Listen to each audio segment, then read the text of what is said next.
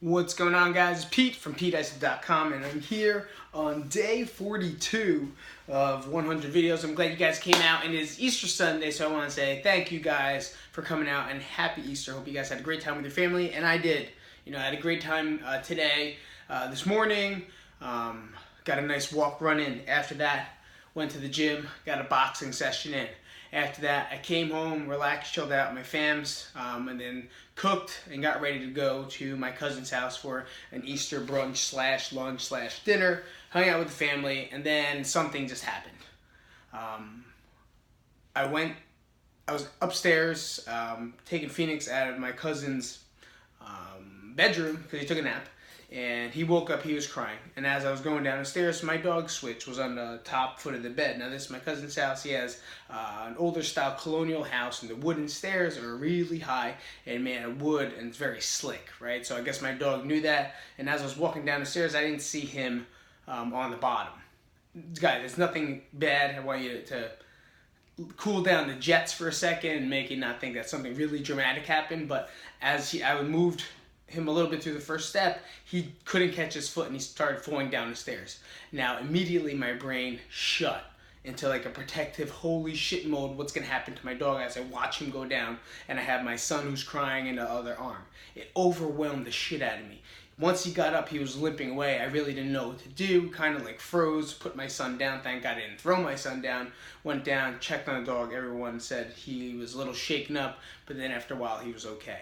Now, after that, my son kept crying, and he kept crying, and it's just one of those things where I just had to get out of there. Like, I love them so much, but it just overwhelmed me so much that I had to get out. And I know that this pattern is going to put me into a negative spiral, right? And I was falling.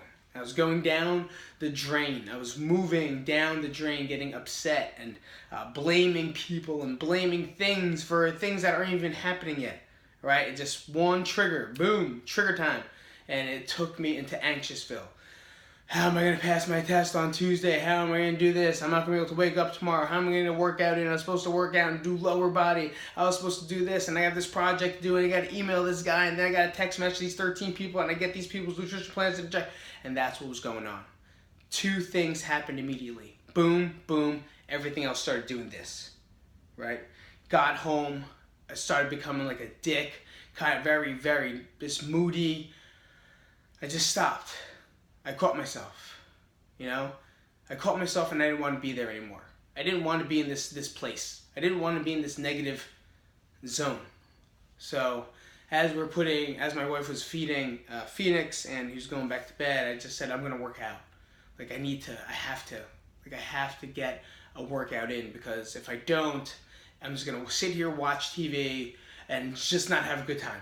I'm just not going to be fun. I know I'm not. I know once I get into that mind, I have to switch it. Like something has to happen, and movement is key. For me, movement is key. Guys, if I go outside and go for a walk, I go for a walk. But right now, I just want to get some aggression out, and I want to lift. So I lifted. I did some hex bar deadlifts and some pull-ups. I don't even know how many sets I did.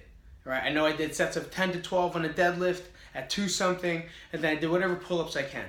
And I did as many sets as I can with breaks in between. And I just sat there and I thought, until finally all the energy that was just stored up, that I want to release at that moment, all the fucking energy, that energy, right? I wanted it out. I needed it out. It's out. Now I feel better. I realize it brings you back to thinking, to logic. It's almost like when people say, Joe Rogan actually once said, a stand-up comic. Before you guys knew him as UFC, I followed him as a stand-up comic for a long time, and I really enjoyed his stuff. And he said, before you make a harsh decision, usually it's talking about like cheating or having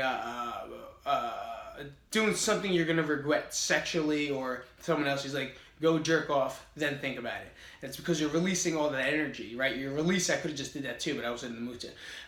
It's releasing that energy, that feelings of, I want to do this, and then once you're relaxed, you think a little bit more logically.